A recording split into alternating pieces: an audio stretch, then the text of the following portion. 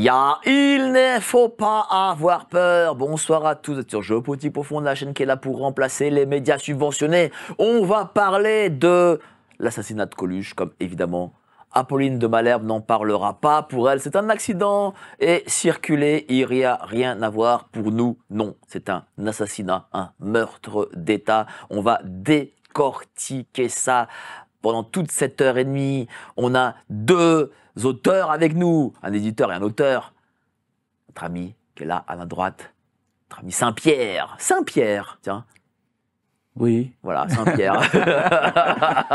C'est prédestiné, probablement. Voilà, totalement.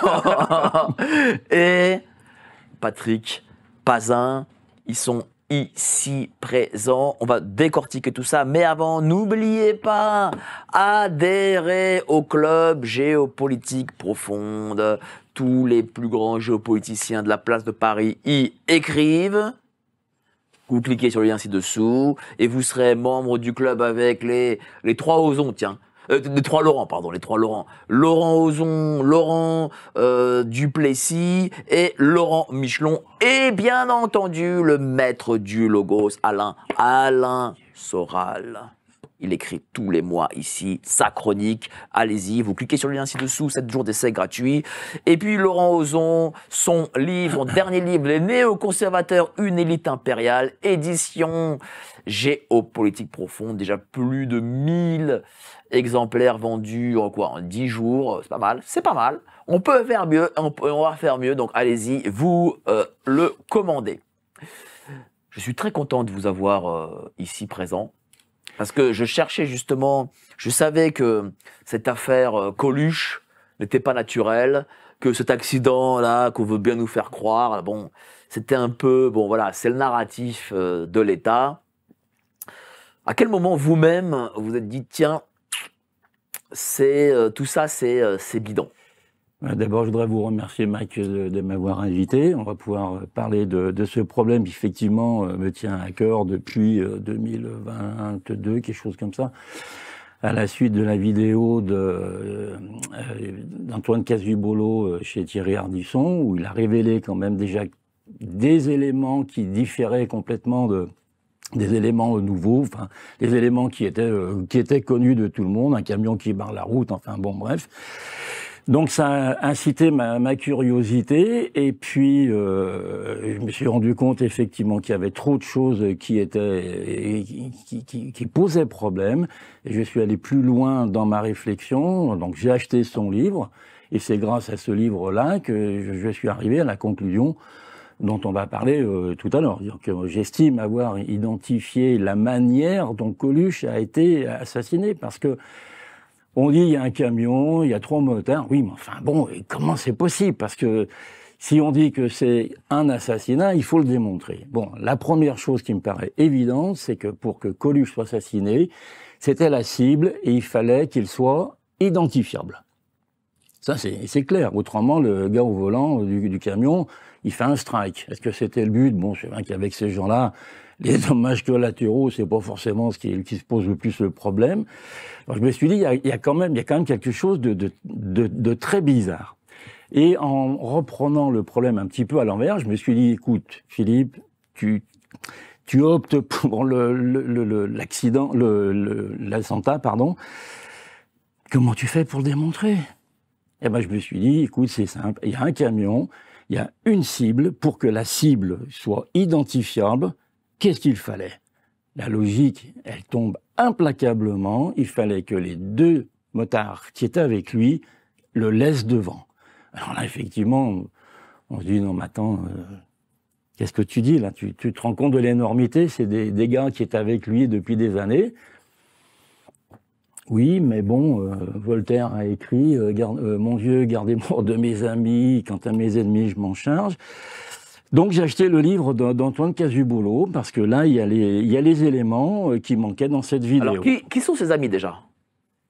Les amis de Coluche. Eh ben, c'est Didier Lavergne et Ludovic Paris. Donc Didier Lavergne, c'est son maquilleur, Ludovic Paris, c'est son coiffeur ou quelque chose comme ça. Enfin, ils ont fait les 400 coups ensemble, hein, de toute façon, c'est simple. Ils se connaissaient depuis des années. Donc d'ailleurs, 3 jours avant l'accident, potentiels, enfin disons le meurtre carrément, hein, n'ayons pas peur des mots. Ils arrivaient d'Ibiza et puis bon voilà, ils ont fait la bringue. Et puis ce jour-là, ils étaient derrière Coluche. Ils disent bien plusieurs fois d'ailleurs, Coluche était devant. Coluche était devant. Ils l'ont laissé devant. C'est-à-dire que ces deux gars-là ont été retournés. Probablement. Comment, pourquoi, par qui? À la limite, moi personnellement, c'est pas mon plus gros problème. Mon plus gros problème, c'est d'arriver à établir que Coluche a été assassiné, qu'on arrête de dire oui, c'est peut-être un accident, oui, c'est peut-être un attentat. Non, Coluche a été assassiné, c'est clair. Alors, l'élément qui m'a fait percuter là-dessus, qui m'a conforté dans mon raisonnement, c'est lorsqu'ils prétendent être à 10 mètres derrière lui, derrière Coluche. Il n'a pas le temps de réagir, mais ils sont à 60 km/h, à 10 mètres derrière, et eux, ils ont tout le temps de s'arrêter. Donc ça, c'est pas possible. C'est pas possible. Alors c'est vrai que j'étais un peu aidé dans ma réflexion par mon expérience professionnelle, puisque j'enseignais la conduite et la sécurité routière pendant 25 ans. Donc distance parcourue pendant le temps de réaction, distance de freinage égale distance d'arrêt. Je suis désolé, c'est pas possible. Donc pour moi, c'est un mensonge manifeste qui a été répété plusieurs fois. Et ce qu'on peut montrer peut-être, on peut peut-être montrer les croquis de l'accident. Ça va peut-être les gens pouvoir peut-être mieux appréhender ça. Donc on va montrer les croquis, voilà le croquis, voilà. Les personnes qui ont lu le livre d'Antoine Cazubolo, ils le connaissent, hein, parce que ça, c'est les photos qui sont prises dans le livre d'Antoine Cazubolo. Et surtout Jean Depussé, parce que qui est à l'origine de ce livre, c'est quand même Jean Depussé, qui a commencé à ruer dans les brancards et qui, se sachant malade et très malade, a refilé le bébé, passez-moi l'expression, à Antoine Cazubolo. Donc du coup, voilà, on a ce camion, on a les motards en bas. Donc moi je suis pas, enfin je ne conduis pas de moto, je conduis même pas de trottinette. Donc du coup je pourrais pas vous aider sur comment on conduit ça, mais voilà, donc ça, donc expliquez-nous, allez, on le commente. Disons que là sur le graphisme là, on voit bien que le camion tourne au moment où Coluche arrive. Enfin, le premier motard, donc qui est en fait Coluche, on voit bien que c'est ce que nous dit Antoine Cazubolo. À partir du témoignage de Didier Laverne, le camion a tourné au dernier moment. Rien ne laissait supposer que ce camion allait tourner. Donc c'est la surprise totale. Donc surprise totale, Coluche n'a pas eu le temps de réagir. Il a été surpris, donc ils le disent dans le témoignage, donc avec Jean Depussé que l'on a aussi en support audio, que l'on trouve assez facilement maintenant.